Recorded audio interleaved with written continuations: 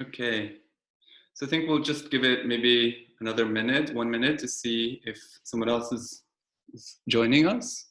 They can also just join like spontaneously yeah. while we're. Yeah. Okay. They can just come in whilst we, if they're a little bit late. That's fine. Yeah, it sounds like I was born like a long time ago, but.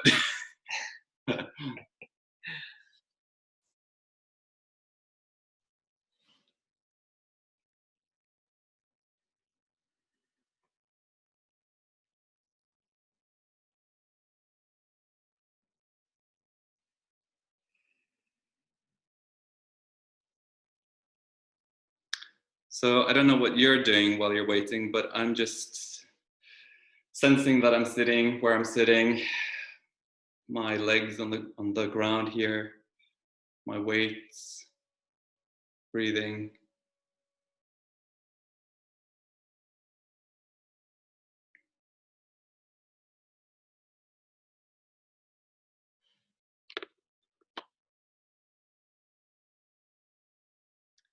Okay, I think we'll start.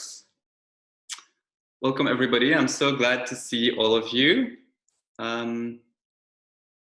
So this is I called it book launch meditation. So what's a book launch meditation? Well, for me, meditation involves two important aspects or qualities. It's awareness and kindness.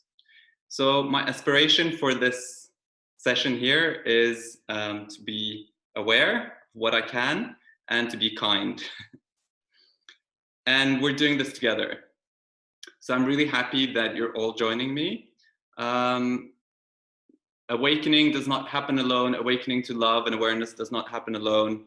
Writing a book does not happen alone. Ananda, one of Buddha's closest attendants and friends, he once suggested to the Buddha that having spiritual friends or having friends must be half of the holy life. Gautama Buddha answered that no, Ananda, spiritual friends are the entirety of the holy life.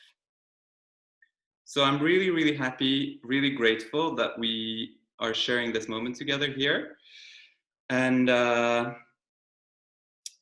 I didn't write this book. Of course I didn't. It was written by, many, many people. It was written by many, many conditions.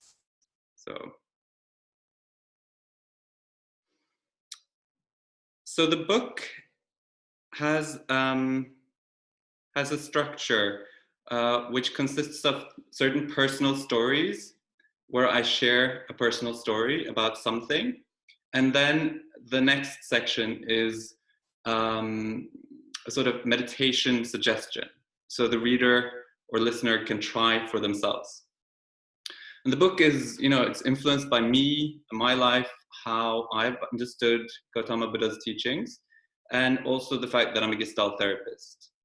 And both Gestalt therapists and the Buddha they really emphasize direct personal experience.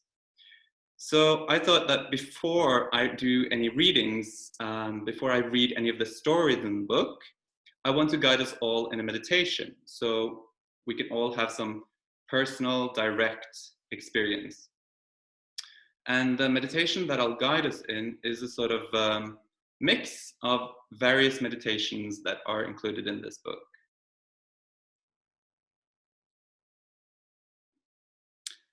So you can begin by just, finding your seat. You can sit in many different ways. The important thing is that you feel that you're supported and that you can sit a little bit erect and be alert, but also relaxed. So it's kind of the image that's sometimes used is, the strings on a sitar. You don't want them to be too tight, but you also don't want them to be too loose. So you need some effort, but you don't want to overdo it. You also need to let go. So trying to find that balance in how you sit already, you can sit in an erect, alert posture, but also relax. Maybe just exhale. You can sit on the ground with your legs crossed. You can sit on a chair, you can sit on a stool, however you wish. The Buddha, one of the Gautama Buddha's instructions for sitting is that you sit with your legs crossed, but you can sit in, you don't have to sit with your legs crossed. Another of his instructions is that you sit under a tree, which I really like. So we don't have a tree in here now, but there are some plants around the apartment, and there are trees around outside the window. But you can sit anywhere, right? So just take a seat.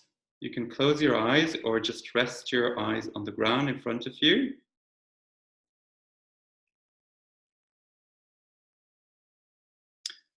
And then maybe you can imagine Gautama Buddha sitting.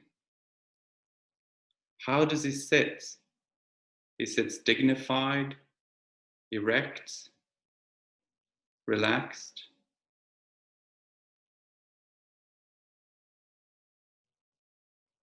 Maybe there's a slight smile on his face.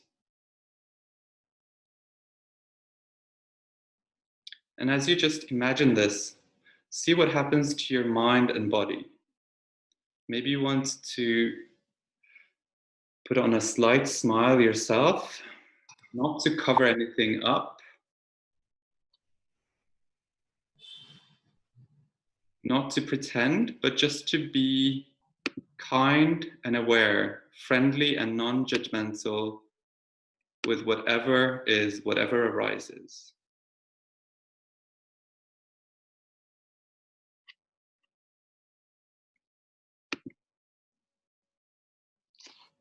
So just become aware of sitting, just sitting.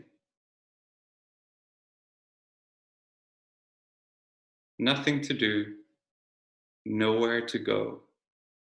Just sit.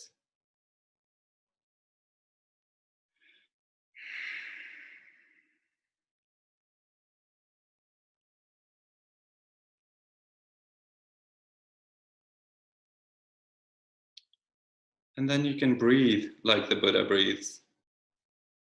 You don't need to change your breathing. You can just be aware that you breathe in when you breathe in, and be aware that you breathe out when you breathe out.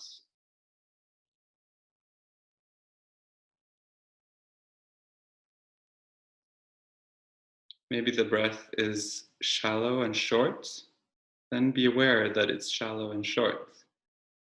Maybe it's deep and long, then be aware that it's deep and long. And really sense the breath. Be with it as a bodily sensation. Enjoy it. Maybe just one breath. Enjoy the in-breath and the out-breath.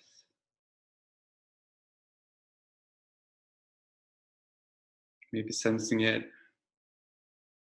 against the nostrils. Maybe sensing the chest rising and falling, or the belly rising and falling.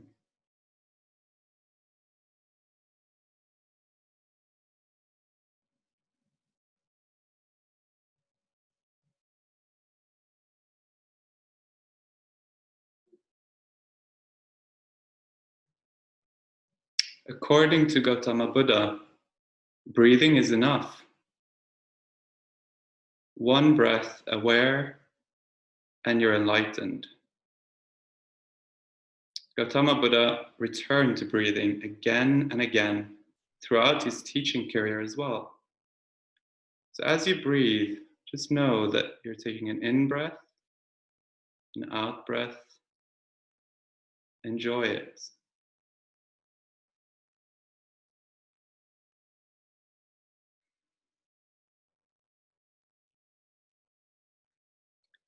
Even if it's just one breath, one aware breath, that's Buddha. That's being aware. That's the one who knows.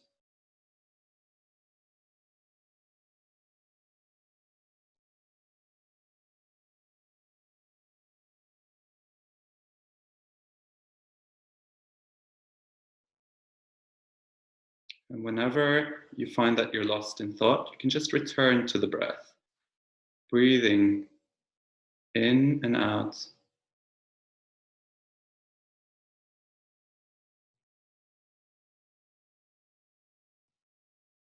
So this becomes a concentration training, but it's also possible to arrive at some insights through the breath alone.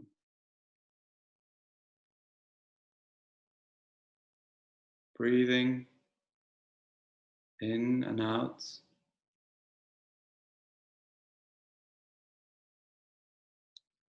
Knowing that you're deeply connected, intimately connected with everything.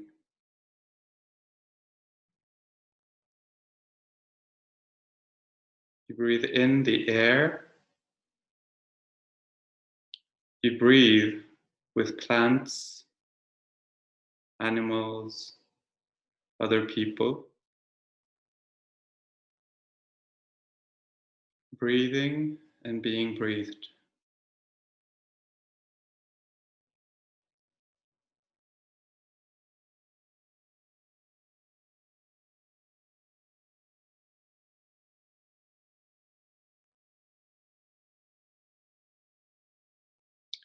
And then you can listen like Buddha listens. Maybe there are some sounds nearby, maybe even the sound of your own breath.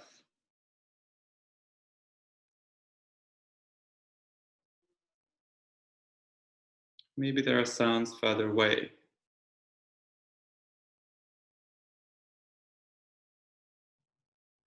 Just let the sounds come and go.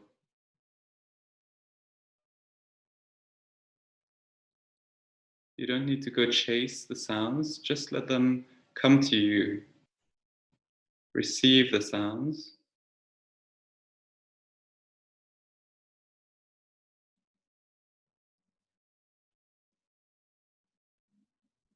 And when you notice that you're caught in a story about the sound, that that's a car, or that's a bird, and maybe even further down the storyline, you just let go of the story and come back to the sound, a simple phenomenon, just the sound, as if there are no words, no concepts, just sound, a simple phenomenon, coming and going, almost like a concert.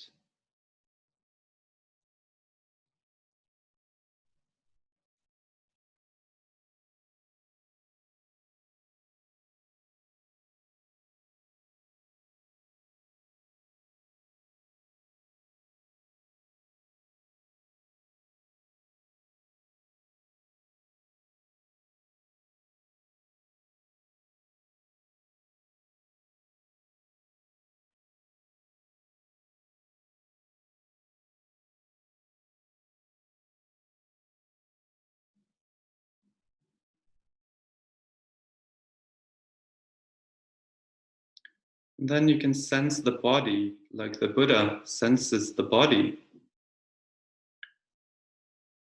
There is a body. Just be aware there is this body. Maybe there are certain specific bodily sensations that dominate your awareness.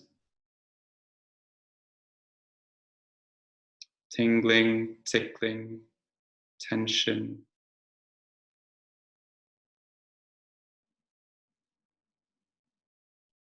Just be aware of the bodily sensation as a simple phenomenon. Again, without making up a story and just letting go of the story and thinking when you become aware of it.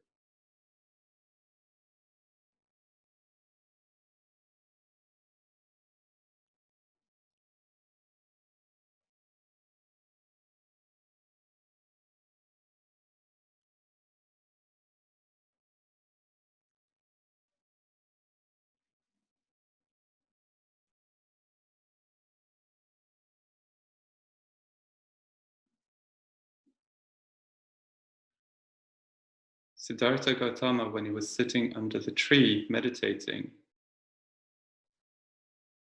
he was confronted by doubt and a question. What right do you think you have to become enlightened. Who do you think you are? His response was to put his hand in a position where just the fingertips touched the earth that he sat on. The earth was the witness. Maybe sense that you're also sitting on the earth. You are earth. This is your birthright.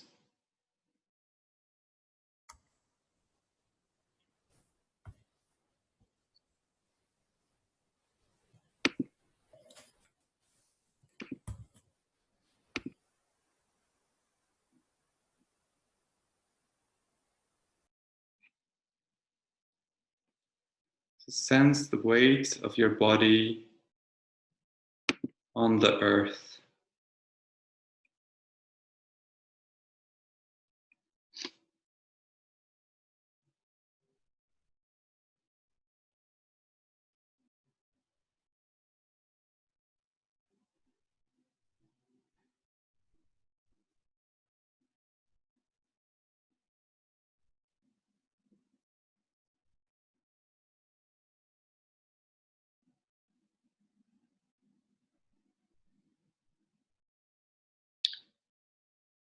When thinking arises, you can just notice it. The thinking can be helpful and it can be unhelpful. A lot of our thinking, background noise, is self-centered chatter, comparing, judging. Just notice how much is this I, me, mine, comparing, judging mind going on. Just notice it.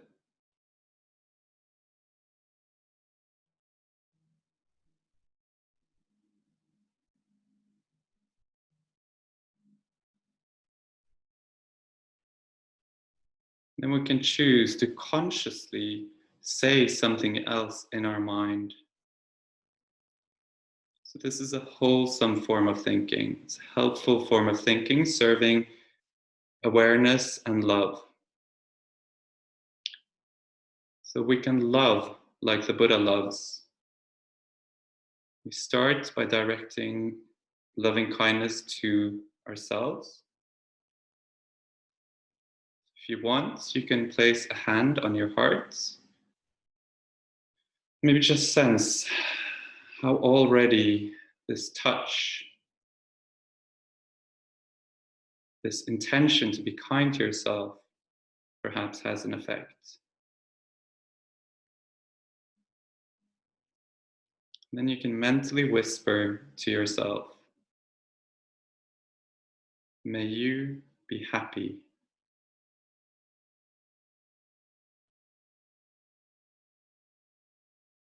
Perhaps adding your name at the end of it. May you be happy, Vikram.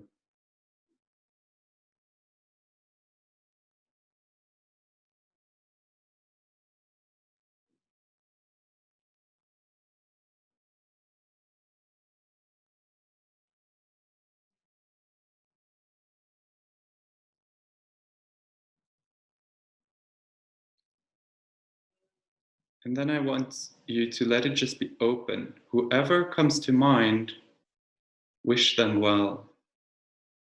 So you can just rest in an open awareness, just sitting again. But whenever you think of someone or something, just repeat the phrase of loving kindness. May you too be happy.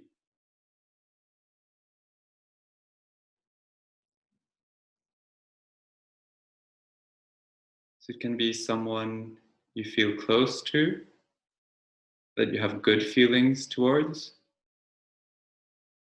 It can also be a more familiar stranger, a neutral person that comes to mind, or even someone that you have some ill will towards. just remember that we all suffer and we all want to be happy. And repeat the phrase, may you too be happy.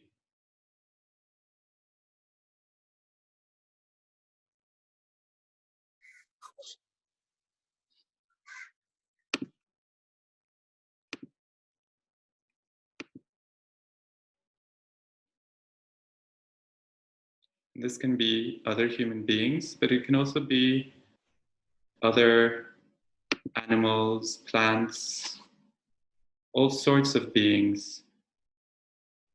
Anything that comes to mind. May you too be happy.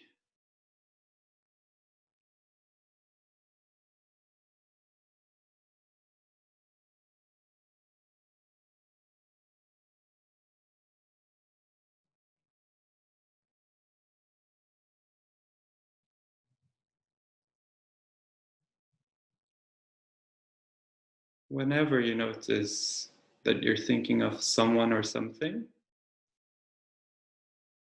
focus on that person or being and extend loving kindness. May you too be happy.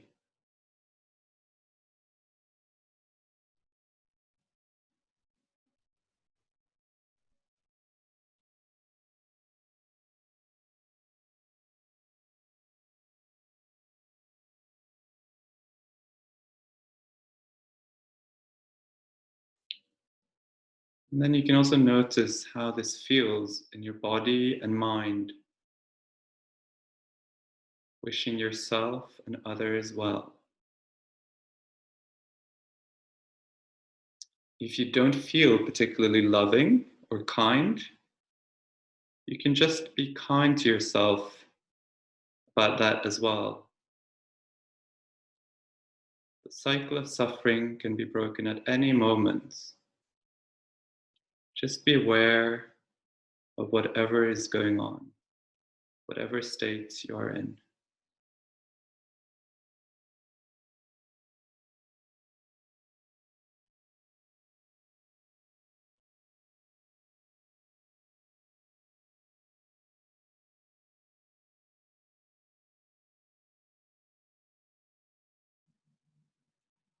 Today,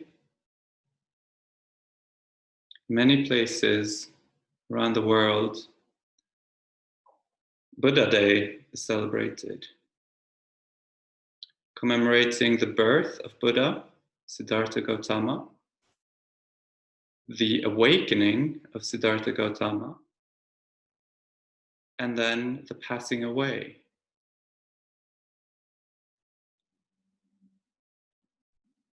All in one day, this is commemorated.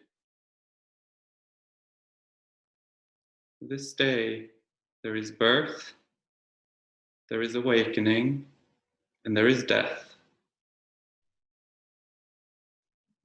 In this moment, there is birth, there is awakening, and there is death.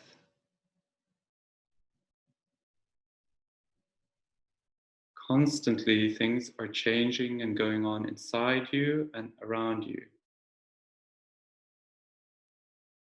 And a moment of awareness is a Buddha moment.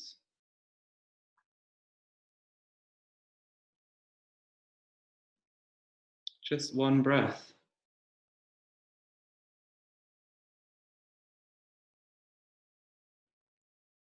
Just sensing that you're sitting here, breathing.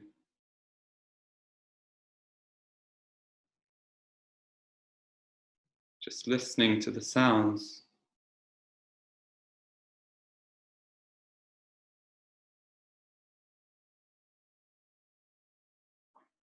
Knowing that everything and everyone is intimately connected, wishing us all well.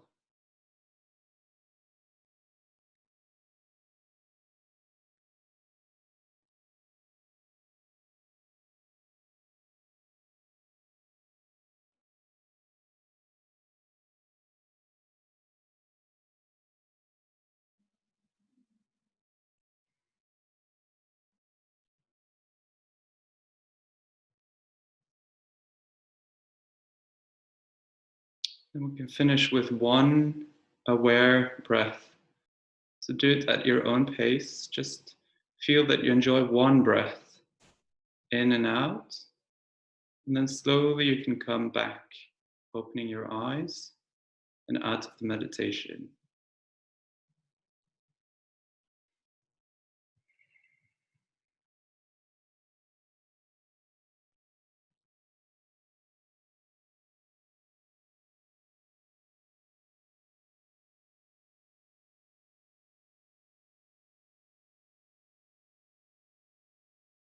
Okay. So opening your eyes. You can move a little bit if you need to. And then I wonder, is this different from sitting in meditation? What's the difference? When are you relaxing? When are you working? So everything can become meditation, right? Stretching can become meditation. Talking can become meditation. Anything can be done with awareness and kindness. And in this book, I go through a lot of activities that can be done as meditation. And I'm going to read a couple of the stories to you now,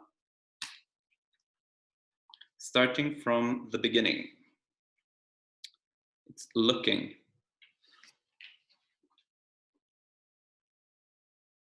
Ba, my maternal grandma, had a Buddha. She must have noticed that I often looked at him. One day, when we were visiting, she gathered all of us, me, my mom, and dad. We sat in a circle on a carpet on the living room floor. In the middle was Buddha. Ba carefully picked Buddha up and washed him. She did it attentively and lovingly, as if he were a baby Buddha. She said or sang something, maybe mantras. She dried him. And then she handed him to me.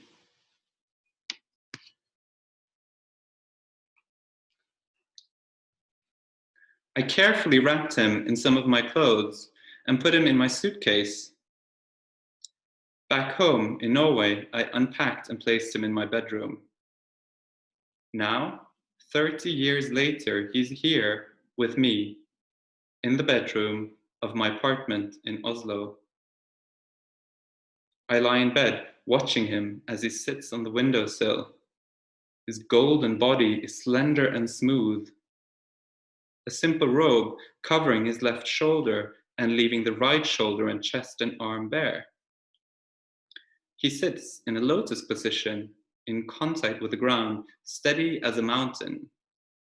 He sits with his back straight. He sits with dignity.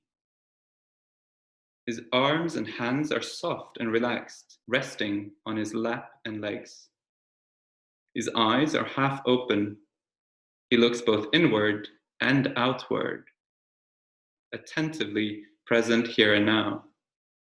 His lips form a slight smile. He knows something. He seems friendly. The morning sun is shining through the window now, touching lips, cheek, nose, eyelids, and forehead. We're smiling. We're shining. So that's looking. And then there is sitting. I sit like Buddha sits. I just sit. It's simple. Just sitting means not doing much, not chasing after anything. I can simply be rather than constantly doing something. It's simple, but not easy. I need to practice. I need to practice just sitting. I sit with my back straight, alert and dignified. I exhale and relax. I close my eyes. What happens when I just sit? What do I notice? I get lost in thoughts. But then I notice this and I'm no longer lost. I hear some sounds. I sense bodily sensations. I discover something about the quality of these phenomena, the thoughts, the sounds, the bodily sensations, that they arise and pass away, that there are some I want and some I don't, but they all arise and pass away.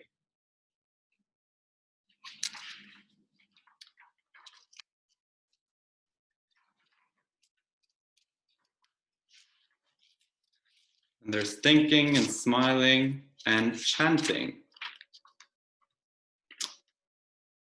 A mantra emerges spontaneously in my mind, and along with the mantra, a memory.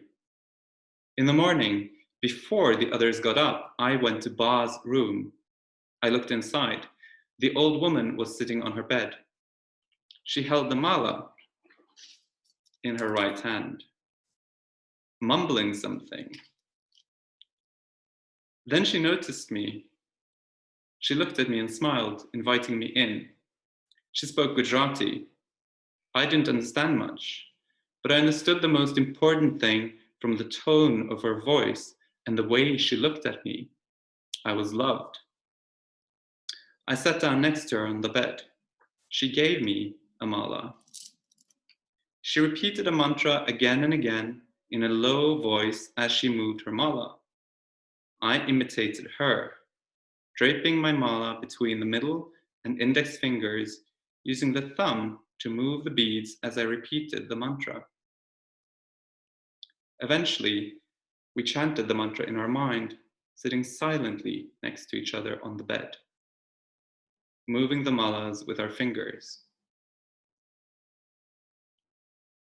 The mantra that she gave me is chanted again and again by itself now in my mind. It's filled with love.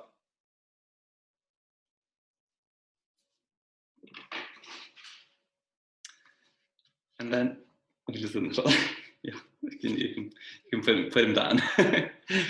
And then there's chanting, there's loving, there's eating, there's shitting.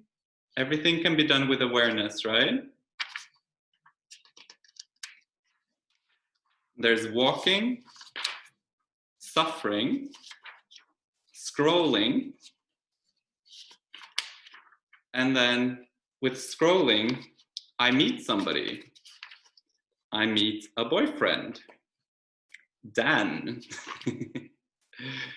Then with Dan, there is fucking. Fucking can be done with awareness. There is fighting. Fighting can be done with awareness. There's playing.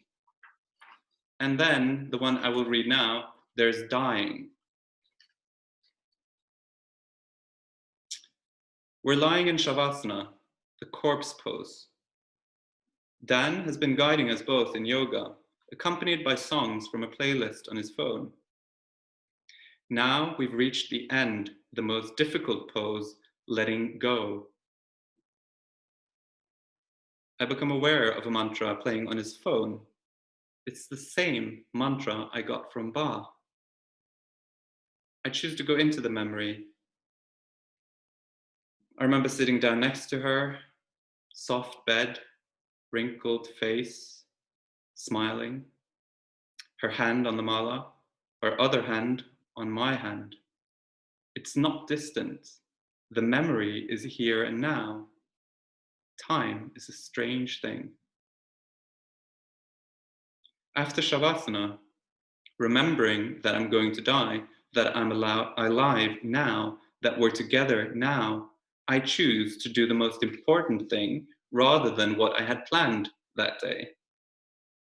Dan and I sit down next to each other on the balcony. We face the ever new blue morning sky. I tell him about my experience in Shavasana, about Ba, and how we would sit together in the morning with our malas. As I tell him, I get goosebumps all over. and tears in my eyes. This is how Ba is immortal. And just as I say that, a butterfly flutters by. She flies between Dan and me, then off into the morning sky.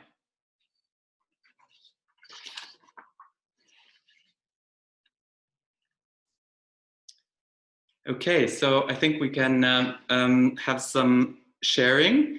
And this can also be done with awareness, right? So you can just be aware of whether or not you want to say something, whether you actually do, whether you're holding back, and just be aware of how that feels, what it's like.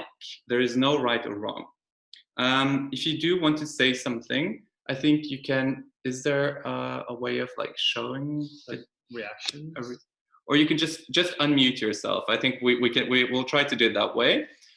Maybe it'll require an extra amount of awareness. So not everybody speaks at the same time. You can also just be aware of, you know, how you're listening when somebody else talks.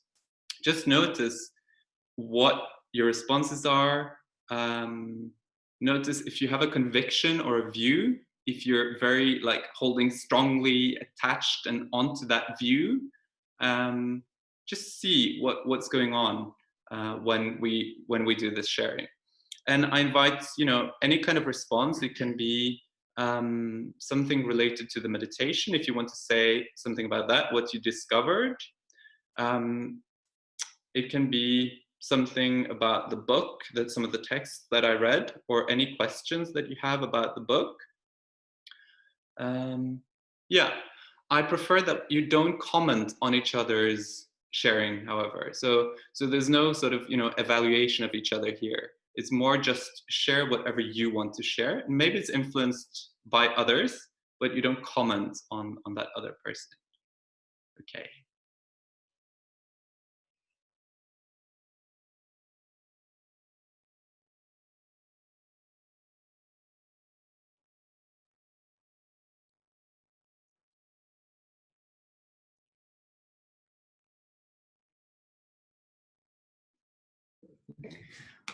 Well, Vikram, I'm very grateful and moved by introducing me to your grandma, and to have this, to sense this link, or this beautiful link of sharing her values, and her values embodied in this way. And, you know, just the way you describe that she's handing on this ancient tradition. And I think you make it come so much alive in a personal, heartfelt, and yeah, loving way. Yeah. So it's just beautiful sitting here on the other side of the globe, you know, on this day, in the sense of the day of the Buddha's enlightenment, you know, listening to you as a messenger from, you know, across time and space, really, looking up at the blue sky, looking at my own Buddha, and, you know, just feeling that solidarity in a sense. So yeah, so thank you.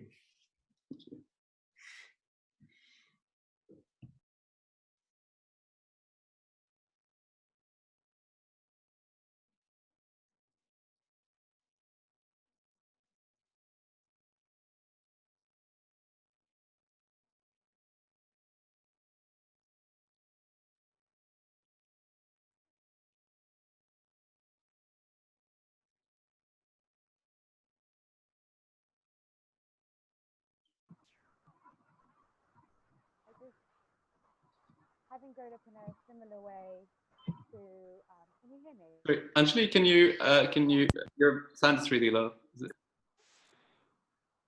Speak again? Better? Yes, much better. Great, thank you. Should get better at all this Zoom stuff. First of all, thank you so much for inviting me today. Really, I think right now, like, sort of collective consciousness amongst the collective anxiety is really important. So, and also bang in the middle of the day, I think is really good. So I'm sure everyone's feeling that as well. So thanks for that. I really love the point that you made about finding a connection with your grandmother. I'm also Gujarati, and you know, it's very rare for me to have other people talk about. Very rare for me to have other people talk about these experiences with the same language, and also, but sort of a third like a third person perspective, because you're a mixture of cultures and identities.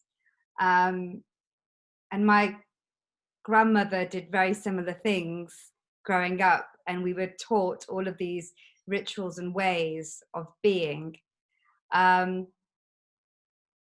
it's what I'm trying to say quite inarticulately is that to have someone else tell me a story back of my childhood and remind me of all the same anchoring touch points, something that I might have taken for granted, is it's sort of a really beautiful anchoring moment. I lost my grandmother just 3 months ago, and I don't think I've allowed myself to anchor in those moments because, you know, she's not here. So thanks for, sorry, I might get a bit tearful, but thanks for offering up, thanks for offering up that moment to me. It's very valuable. Thanks. I'm going to stop now.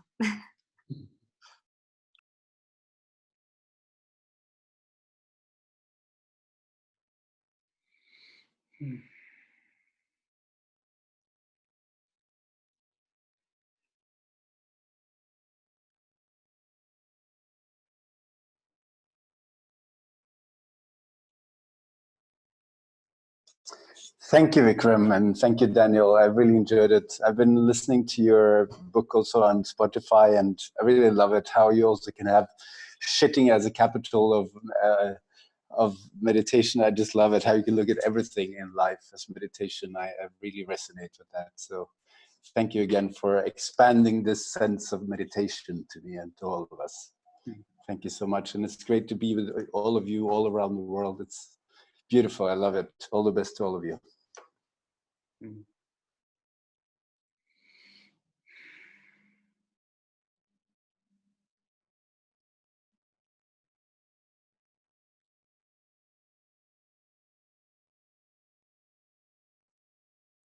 And just to be clear, so I appreciate, you know, I appreciate this moment together and gratitude and all of that. And you know, this, I did not write this book. It's not me. It's not mine. So it's these are teachings, right? And somehow it's like I've had some personal experiences that are colored by so many things again. A continuation of my ancestors, my parents, my biological family, my chosen family, so many things coming together. So I really invite you to, you know, anything that you're aware of that you want to share, you can share. So it doesn't have to be, you know, direct feedback to me about the book or the meditation even. It can just be whatever you're sitting with right now, whatever came up for you in the meditation. Yeah.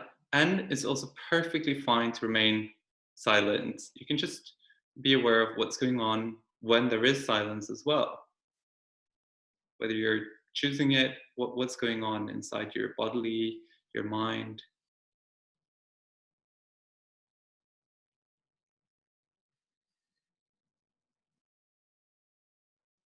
Maybe I'll just comment a little bit on what Martin said about the shitting.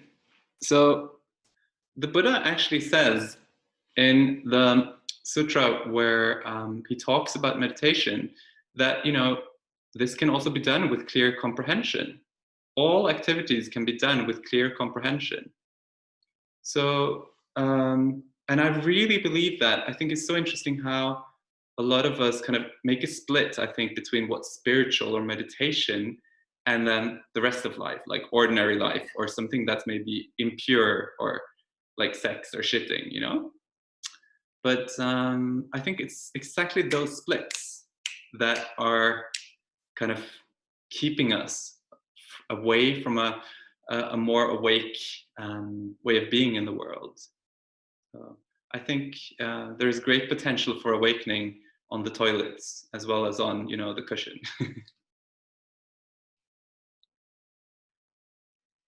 Actually, this morning on the toilet, was totally aware of what's going on down there, just feeling everything. But yeah, it's inspiring to just bring it into everything, I think, and to it's there's nothing different than sitting here. It's just like you're just there and experiencing it happening, and it's going to happen again, like in a few hours. Tomorrow, yesterday happens over and over again. You know, that's what it is. It just moves through, right? And just being aware of it, you know, that's it, no?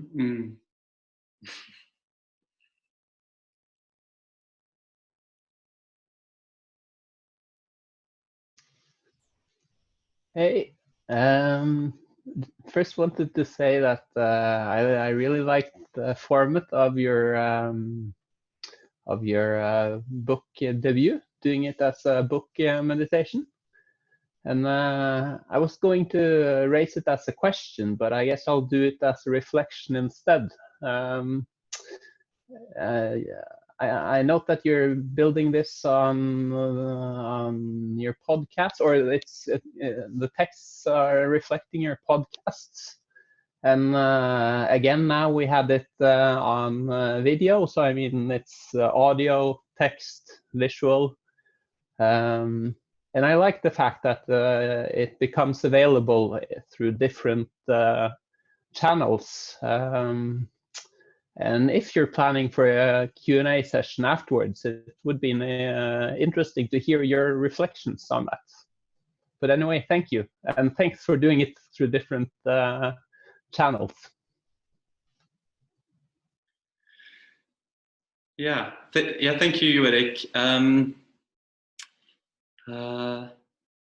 So it was initially I was working on this as a book, and I think you all know, but just in case, the ebook is actually almost for free this week. So you can just go to mohini.no and download it if you haven't. That's mohini.no. So it was, I was initially working on this as a book, and I've been doing that for a while. It's kind of been a longer process.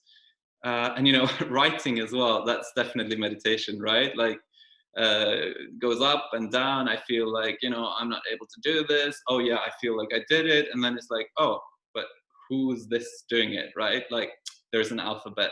I didn't make up the alphabet. So again, the writing process itself has a lot of potential for awakening, I think. And then it was actually during this situation with the virus that I thought about doing it as a podcast. And it started out as something quite playful.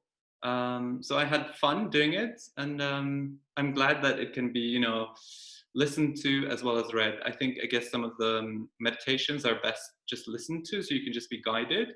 So it's available on, you know, various podcast platforms, and it's also available on Insight Timer, which I really recommend to those of you who are not already there. It's a free meditation app. So you can just find me or find Becoming Buddha there as well. Yeah, and it was interesting because talking about everything can become meditation. All the meditations were accepted on Insight Timer except fucking. So, you know, it's interesting, I think, just how we make those splits. Certain areas of life are apparently not appropriate for meditation. Well, I don't think so.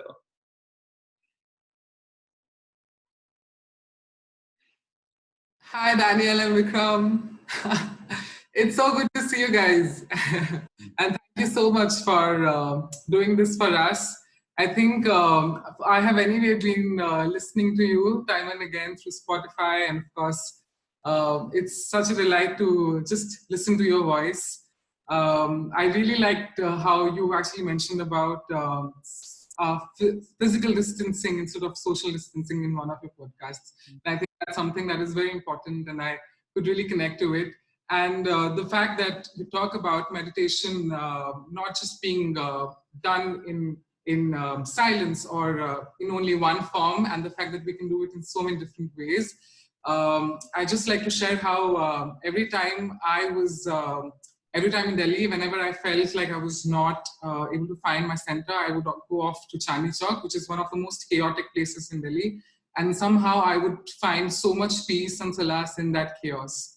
And for me, that was my outlet. And even when once I think I moved to Bangalore, and the traffic, while was a lot of craziness for people, for me, it was just a way of really just me time, and when I'm just like observing and trying to find my center. So I'm really looking forward to read the book, and I'm glad that you've mentioned that mindfulness and your finding your center doesn't have to always be in one form. There are so many different ways in which you can really find yourself. So thank you for sharing that with all of us. Lots of love.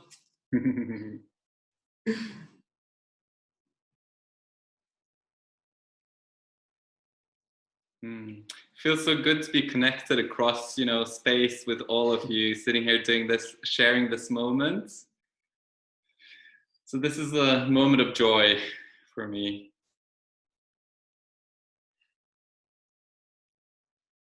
So we still have about 5 minutes, I think, if anybody wants to share something, ask a question, comments. Otherwise, we can just enjoy sitting as well.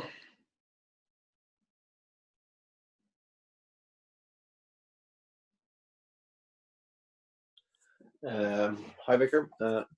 First of all, thank you for inviting me, and also thanks for sharing. I just want to echo what a lot of people have mentioned, that your openness and your willingness to share is it's just amazing. So also I love I downloaded the book yesterday, and I had to skim through some of the chapters, just the ones that I piqued my interest in there. And I just want to say I really love the way that it's structured, the way that it's sort of like first a story and then there's a practical note, and also the fact that everything there is really digestible and short and non-pretentious. It's really refreshing, and especially for someone with dyslexia as well, it's really accessible. So I just wanted to say thanks. And also, I didn't know that you were on multiple medias as well, so I have to check you there as well. Thank you. Yeah. And I can just add as well, in addition, for some of you who have listened to some of the meditations on the podcast or elsewhere, the book, it's slightly different, so you may want to still read the book. And also the book has at the back of the book, there's something called sources and further exploration. So if you want to go more into particular kinds of meditations, you can read more about the source of the meditation instruction, and also how to maybe explore it a bit more.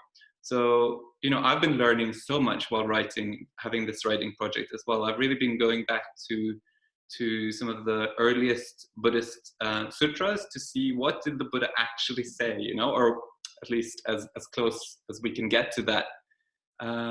So that's been a real interesting journey for me as well. So if you want to read more about that, you can also check out the end of the book.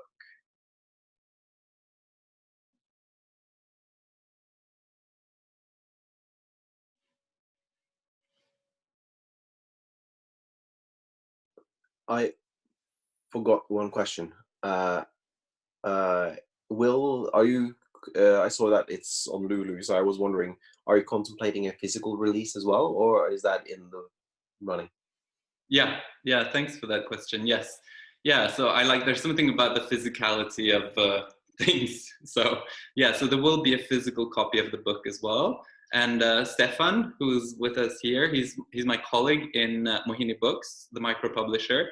He's done a great job, as always, with layout and design. And so the physical book will be out in maybe a week or two, something like that. So you can just, if you follow Mohini Books on Facebook or Instagram, you can get that update, or you can just go back to the website and check in a little while. So I like physical books as well. Hi. Hi, Hansika. I just wanted to say thank you actually for doing the guided meditation. I wasn't expecting that actually, and Arunima has been trying to get me to meditate this whole lockdown, and I've kind of struggled. So I really appreciated that. Thank you. Thank you. So nice to meditate with all of you.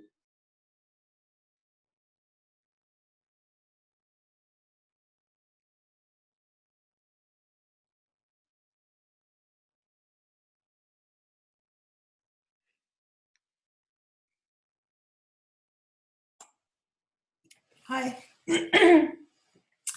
I just wanted to say thank you. This is all new to me, the Buddha and the Buddhism.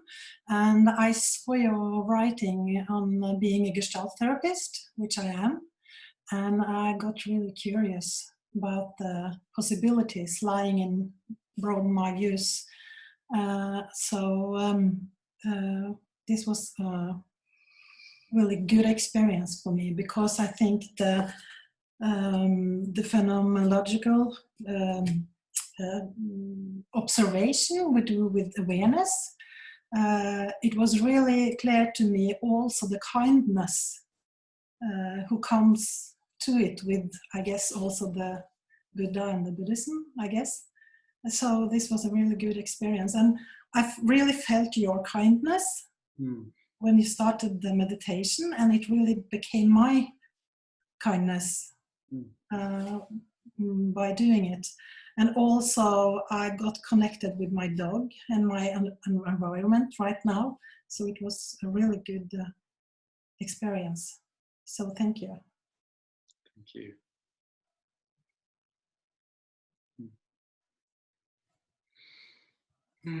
Maybe we'll just end with one or two aware breaths. So if you want to, you can close your eyes or just rest your eyes on the ground in front of you. And then just enjoy the breath. Enjoy sitting here right now.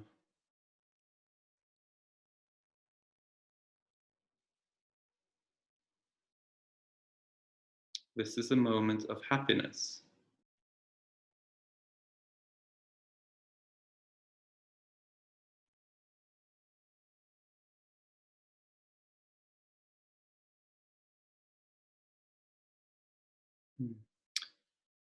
Thank you.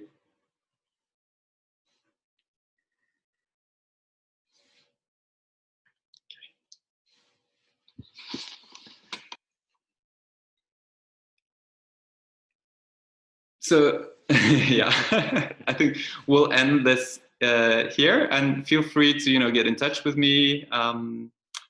With comments, questions, anything. Wish you all a peaceful and happy day or evening, night in India. So good to connect to all of you.